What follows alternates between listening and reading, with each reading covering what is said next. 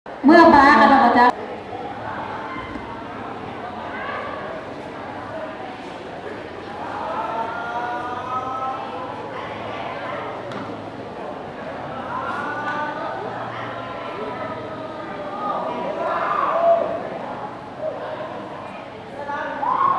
สบายด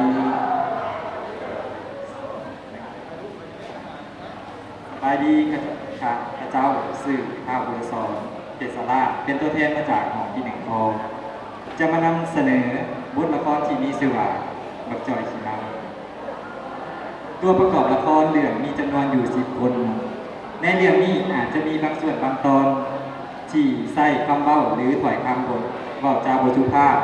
ถ้าผิดพลาดประการใดก็ขอโทษขออภัยมันยังคณะกรรมการและผู้ทรงคุณฐานด้วย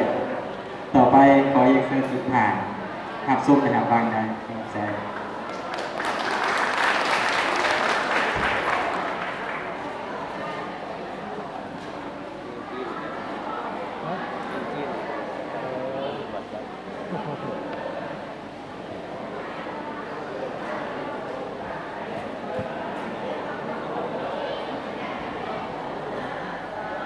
ลี่เอ้ยต้าเอ้ยออกมาอันเมียนห้าเขาแน่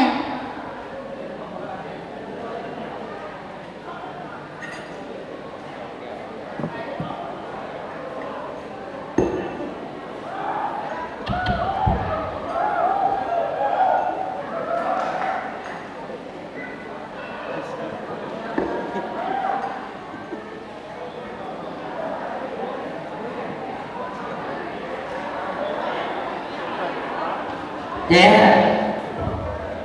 ขอเหล่าก้อนหนึ่งเนี่ยขอแล้วก็ได้เด้อขอขายอย่างเดียวอะไรวะเหล่าจ้าหามันกี่เนาะโอ้แพ้แต่ว่าเหล่ากระดิ่งภาษาเหล่าสื่อๆนะมันสิแพงดิซ้ำหาพันคันจะอยากหัน4,000ก็ได้ทั่วอย่ามาต่อขอขายแต่ได้มาหาพันโอ้คนกันหนาจบตางามเหล่าตัวนี้ขายให้ก็ได้4,000นี่มา5,000ก็5,000นี่มันจะทำได้ทำเงิน5,000บ่ทุนย่อตะกูค่ะนี้โอ้อันนี้จ้ะ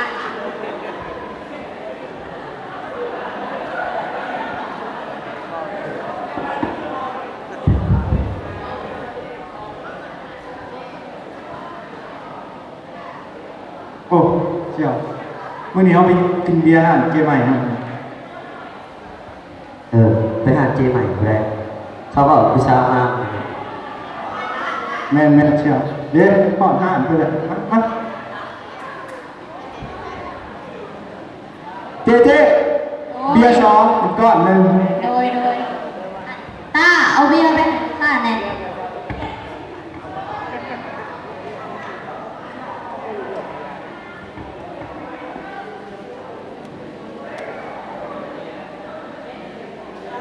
เจ๊โดยอะไรอันข่อยอยากได้ผู้สาว2 คนกินนะมันเห็นเบียร์ข่อยกินได้บ่ได้ทะเลถ้าว่าเจ้าพอใจได้จัดเจ๊โดยต้านักลี่อันไม่ยินเบียร์ให้แขกคุณแน่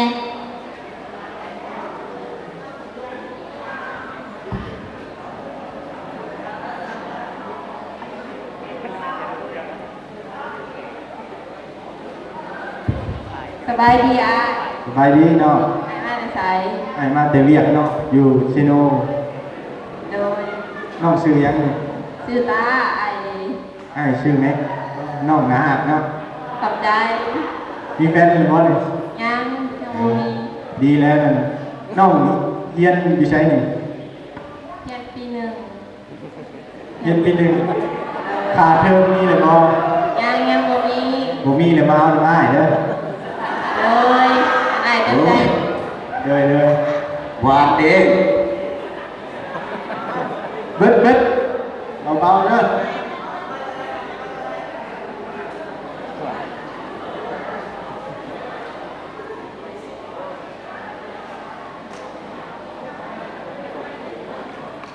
บ่ขอเมนูบ่อ้าย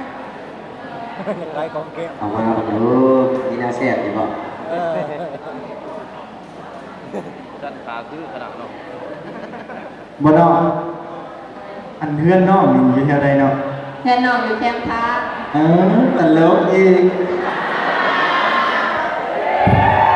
เอาดีๆน้องเอาดี เรียนน้องอยู่นาเซ็ก ๆเลยอ้ายคือบ่สู้เฮ็ดหน้าน้องเนาะน้องมาใหม่เองบ่นี่ แม่น้องห้ามมาใหม่เมื่อวานนี้ โอ้โดยการชั่นให้อ้ายขอเบอร์น้องได้บ่ ได้ เผื่อได้เด้อเผื่อได้เด้อ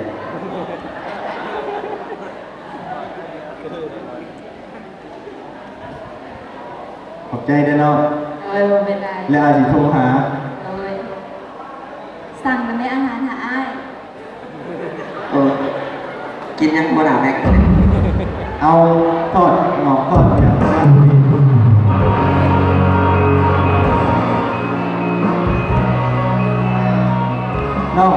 น้องกินเบียร์ได้อยู่บ่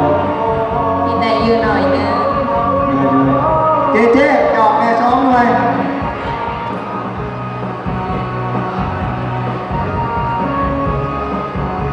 กับมอมากินอยู่ได้นานเลยหันใหม่บ่หันใหม่บ่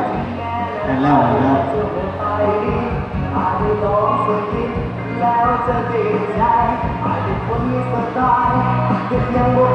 เอาทอดเนี่ยบ่ให้ได้ผู้สาว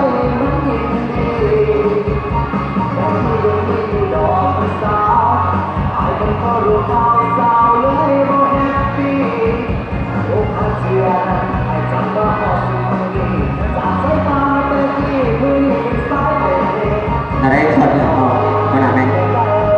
คือที่แซ่บขนาดเลยไปเดินวันนี้เจ๊กินมื้อนี้ได้บ่ได้กินมื้ออื่นนะ โดยอย่าให้หลาย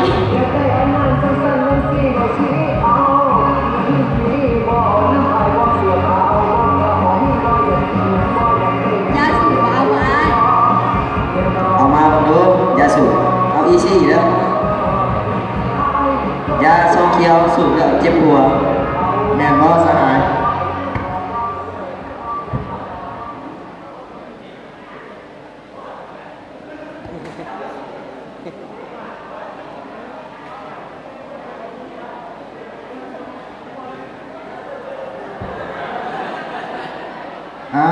เบิดน้อง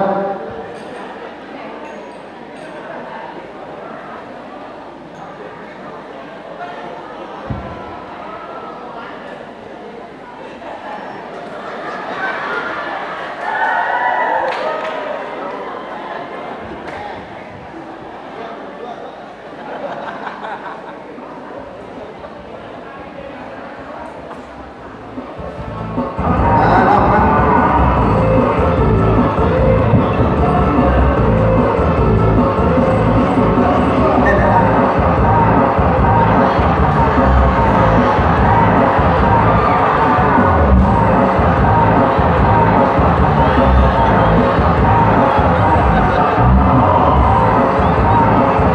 แย่ตอนเสียงหลังนะจะบอกนี่ มามีฟังอีกเดี๋ยวนี้ค่ะ มันโคตรสิ้นเราเลยนะ ไปอย่ามาเต้นแถวนี้ โอ้ยเงินมันก็บ่มีมันก็เปิดโตตัวนี้แหล้ว เมาเลยก็มานอนกับจอยเงื่ โอ้ อน ย ไป แล้วตีบ่มีเมาเด้อมีแต่เซ่เท่านั้นแหละ ไปเมื่อ โอ้เส้นเท่านี้ก็บ่ได้งกแต่เอ้ย อ้าวแม่หน้ายังมึงนี่เมา แม่ มึง หน้า นอน มึง เล เลย ย เมาเลยมึงไม่นอน มึงใหญ่มาเลยใส่วะ มึงเก็ดยังเลย มึงนี่คนสวรรค์บ่มึง อ้าวมึงคิดว่ากูเป็นคนมียังบอกบอกสวรรค์อยู่นี่ มึงจักบ่ว่ากูเป็นไผ ไอ้มึงอ่ะ กูเรียกปล่อยจอยน้องพื้นมึงเจอเลยเด้อ มาเองเนี่ย โอเคเด้บ่ได้ย่างไผเด้ มึงจะเอาจากไหนเลยเนี่ย มึงคือเก่าแท้เลย มึงเฉียดยังเลย มึงแนมหน้ากูยังมึงน่ะมึงเก่งมากซ้อมเลยมึง งก็เอาแล้วบ่มึง ฮัลโหลฮัลโหล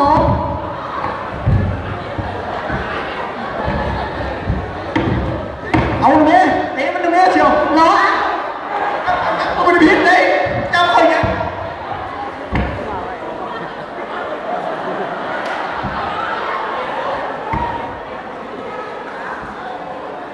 ใจเย็นๆอ้ายใจเย็น มึงเก่ง ๆต้องอ้ายเขา มึงเป็นจักเขาจ่อยน้องผู้อื่น ก่อนนั่งก่อน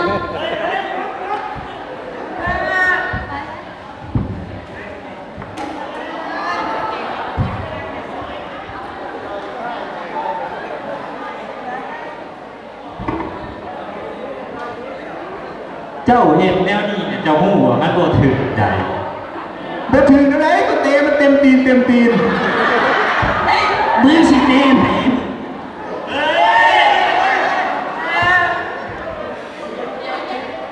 นี่งั้นก็ปล่อยเว่าปล่อยจากันเนาะ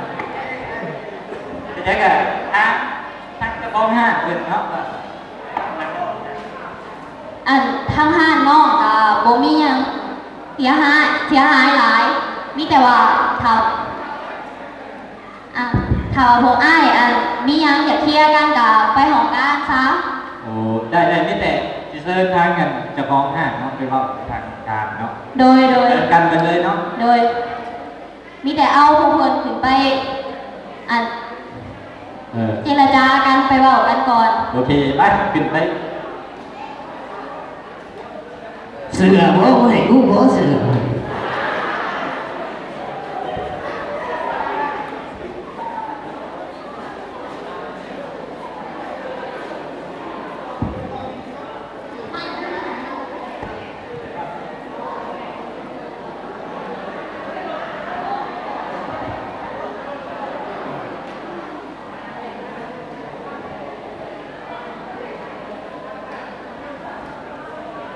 บทละครเรื่องนี้ได้สอนให้เฮารู้ว่า การดื่มสิ่งของมึนเมาเป็นสิ่งที่บ่ดี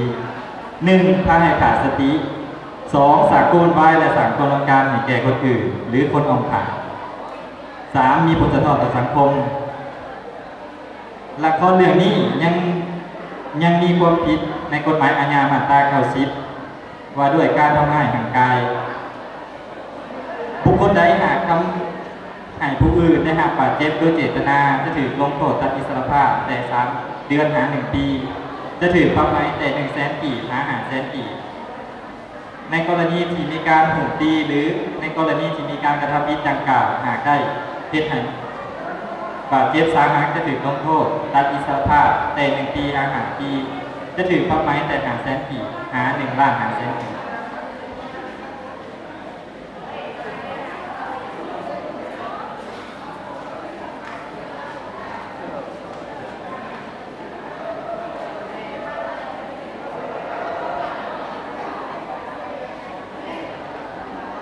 ต่อไปนะต่างหากที่1ขอขอบใจพนักงาน เราเสียงก็มือดังแถวปี1ข้อเลยเนาะสื่อเรื่องมักจ่อยเสียนเมาเนาะเพิ่นก็อยู่บ้านน้องผือเพิ่นว่าจื่อแม่นเด้อ